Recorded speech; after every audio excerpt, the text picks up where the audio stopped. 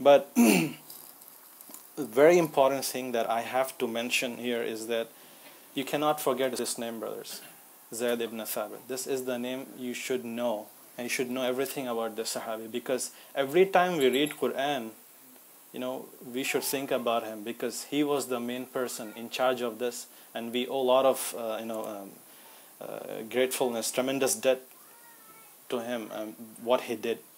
So let's talk a little bit about who this Sahabi was, and why did Sayyidina Umar and Sayyidina Abu Bakr choose him as the person to compile the Qur'an. There are a lot of reasons.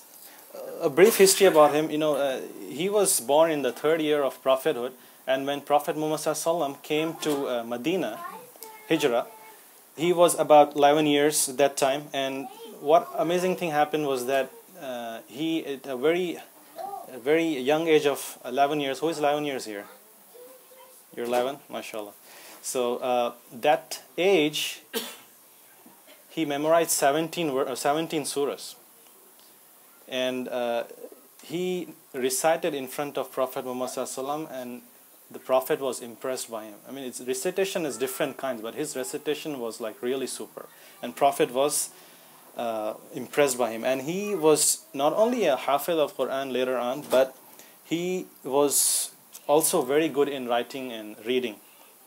And in fact, when he was like about 13 years old, what happened at that time? The Battle of Badr. So he was like very enthusiastic. I'm going to go in Battle of Badr, participate with Prophet Muhammad ﷺ. But Prophet Muhammad ﷺ said that, no, you're too young, you can't go. You're not even 15 yet. So he was very disappointed, but he wanted to serve Islam. And also same thing happened with Battle of Uhud as well. But finally he got an opportunity in the Battle of Khandaq, 6th, 7th Hijri around that time. And he was one of the participants there, and Prophet Muhammad that time allowed him. And also, he was also not only a Hafiz of Quran, but he was very good in recitation of Quran, and he's also famous for knowing this laws of inheritance as well. And most important thing is that he was like very close neighbor of Prophet Muhammad, and he was also nominated as the official person who would write for Prophet Muhammad. So it wasn't just Quran, many things. Whenever there was a time to write letters to, for example, non-Muslims or kings or whoever, he would call Zaid Ibn Thabit radiallahu anhu to write it. And in fact, Prophet Muhammad told specifically to Zaid Ibn Thabit that, "O Zaid, learn for me the writing of the Jews. Learn Hebrew. I want you to learn it so that we can communicate with those people. We can read the letters, what they're sending in." So he said that specifically for the Hebrew to Zaid, and also the Syriac language is also recorded in the books. So whenever a verse used to reveal, he would immediately go and call upon Zaid ibn Thabit radiallahu anhu, and he would say, just bring your ink and pen, I want to dictate to you. And that was one of the reasons why, because he was his neighbor, very close, right? So a verse was revealed, and immediately he would ask him to come and write for him. So the reason again why Sayyidina Abu Bakr radiallahu anhu and Umar, they chose Zaid ibn Thabit, first of all because he was well known that he was the primary scribe of the Prophet Muhammad, and also he was Hafiz al-Quran. He was not just normal person. He knew Quran A to Z very well.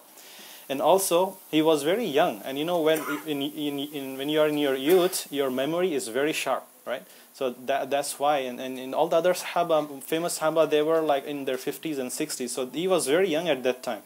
And and also the most important thing, however, I would say that, as I said before, whenever in Ramadan Jibreel alayhi salam would recite to Prophet Muhammad, or Prophet Muhammad would recite to him, at that time Zaid ibn Thabit radiallahu anhu would be there present, listening to the recitation from A to Z. Again, he would sit there and listen. There was no other Sahaba witnessing that fact. He wouldn't see Jibreel alayhi salam, but he would see Prophet Muhammad reciting every single verse to Jibreel alayhi salam.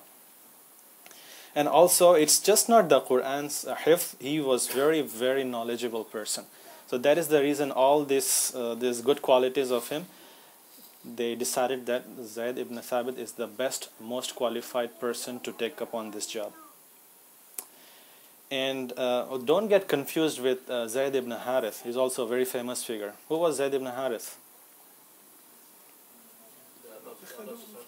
The freed slave of Prophet Muhammad. He used to treat him as his son, very close. He used to live with him. But this was different. Zaid ibn Thabit, he is an Ansari. He is from Medina. First of all, when the Sayyidina Abu Bakr radiallahu anhu and Umar approached him that, you know what, we decided that you will compile the Qur'an now. But when Zaid ibn Thabit radiallahu anhu, when he heard that, he said that, you know, obviously this task is such an enormous task. It's a huge thing. It's an honor, of course, all right, but this is a very, very critical task. And he said many times that, he said, by Allah, if they had ordered me to move one of the mountains from its place, it would have been very easy for me to do that than what they are telling me to do. Because it is not a simple thing to do. You are taking, in charge of compiling all the speech of Allah subhanahu wa ta'ala. And if you make a mistake, obviously you know how heavy it would be in his heart. So he was very, very difficult for him. And but obviously, first of all, he knew Qur'an, everything, right? He could himself have compiled it by himself from Surah Al-Fatiha until Surah Al-Nas, but he took a different style. In fact, he made Sayyidina Umar announce in the masjid that whoever has some verses of Qur'an, bring it to Zaid ibn Thabit, and he will start compiling it in the form of a book. So Zaid ibn Thabit said, I'm going to put some conditions. If people meet these conditions, then okay, then they can come to me and they can I can write it down from them. So what were these conditions that was said by him? Most important thing, he said, I need 2 people. If there's just one person, no, it's not going to fit. Obviously he's the third person, right? So he knows everything. So I need 2 people, and obviously I need upright people, not like a munafiq or something known for a very bad deeds or not upright character. I need upright people well known in the community of being very pious. And also, this is very important, direct learnings. If somebody comes and said, hey, I know Qur'an, but if they will be asked, like, where did you learn this from? They would say, I learned it from so-and-so Sahaba. Then you say, you don't fulfill the condition. You should have listened it directly from Prophet Muhammad sallallahu alaihi wasallam. Directly. Not indirectly. And written copy, you should have something written with you. Okay? Some form of proof, basically.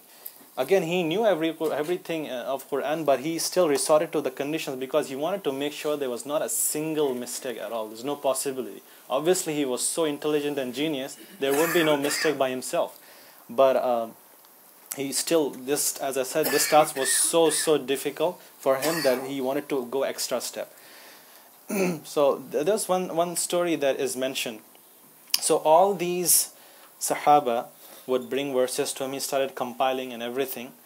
And after all people came, he noticed that, I know few verses. Nobody brought any verses to me. I don't have people, so I cannot write it down. But he knew that, he knows every verse. So he said there were 2 verses missing from Surah Tawbah. 2 verses, the last verses basically, 128, 129, also called Surah Al-Bara. So this was missing. So what happened? There was another Sahabi with the name Zaid Ibn Thabit. Same last name, was not related, but his name was Zaid Ibn Thabit.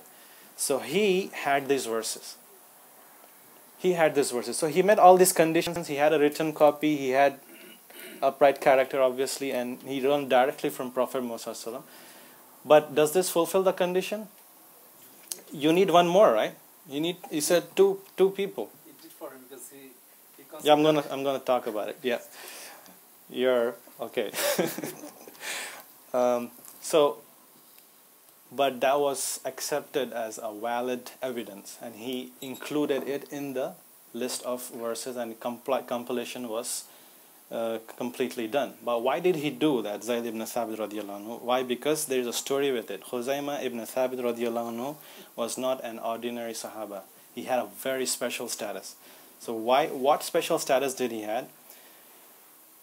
What happened was, once upon a time, Prophet Muhammad sallallahu alaihi wasallam was buying something in the market, like a horse or something, and he was buying this from a non-Muslim, and after that he bought it. This non-Muslim businessman, he like reverted. He's like, I don't know about this transaction. I don't know that we traded. So he basically cheated. So there was like people started to gather, like, why is this argument happening? And people were asking, do you have any evidence, Prophet Muhammad sallallahu alaihi wasallam, that this guy traded from you? And all of a sudden, Sayyidina Khuzaymah ibn Thabit radiallahu anhu comes and says, I am a witness. I saw this transaction happening. So Prophet Muhammad sallallahu alaihi wasallam later asked him, how did you witness when you were not there? So Khuzaymah ibn Thabit radiallahu anhu replied that, Ya Rasulullah sallallahu alaihi wasallam, I have believed in what you have brought. I have not seen Allah, I have not seen the heavens, I have not seen any of the ghaib that you mentioned. And for me to just believe that you have just did the small horse transaction is nothing. So you see, when we say La ilaha illallah, Ashhadu an la ilaha illallah, Ashhadu anna Muhammadur Rasulullah, what do we say? We are basically testifying, right? Did we see Allah? I mean, none of us have seen Allah, but we say the highest level of statement that we can say, highest assurity. We witness that Allah subhanahu wa ta'ala is the only God. There's no God, there's no deity worthy of worship. So this is the thing, that you, with so much assurity that you say that this had happened. This Prophet Muhammad, when he was involved in a transaction, if Prophet Muhammad says that yes, that it has to be true.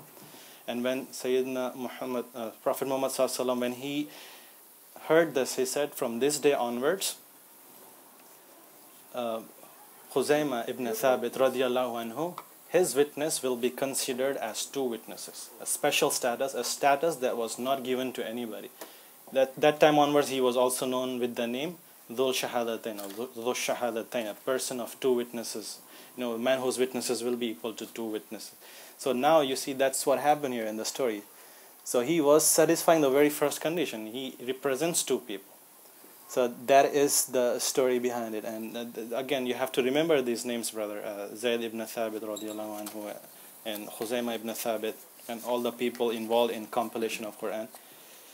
So we can end from here. You want to know those two verses of Qur'an? Should I recite it? Or I'll just read the translation, inshallah. It says, there has certainly come to you a messenger from among yourselves. Grievous to him is what you suffer.